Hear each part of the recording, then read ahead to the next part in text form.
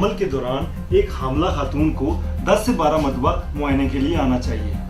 अगर इतनी मरतबा मुमकिन ना हो तो पूरे हमल में कम से कम 4 मरतबा मुआयना जरूर करवाएं। अपनी बच्चियों की कदर करें, इनकी तालीम, खुराक, सेहत और सफाई का ख्याल रखें, क्योंकि आज की बच्ची कल की माँ है। हर हामला और उसका हर हमल कीमती है, लिहाजा हर बार हामला का बाकायदगी से चेकअप करवाएं और तशन्नुस से बचाव के टीके जरूर लगवाएं।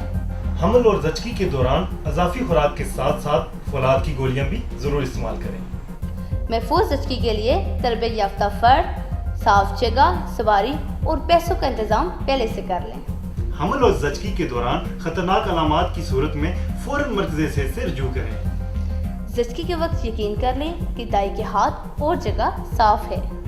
बच्चे का नाड़ू काटने के लिए हमेशा नया ब्लेड और नाड़ू बांधने के लिए साफ और नया धागा इस्तेमाल करें। पैदाइश के बाद नौज़ायदा को गर्म रखें। पैदाइश के बाद नौज़ायदा को फौरन माँ का दूध शुरू कराएं।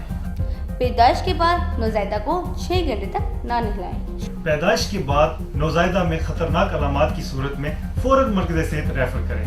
बच्चे को 6 माह तक सिर्फ और सिर्फ माँ का दूध पिलाएं।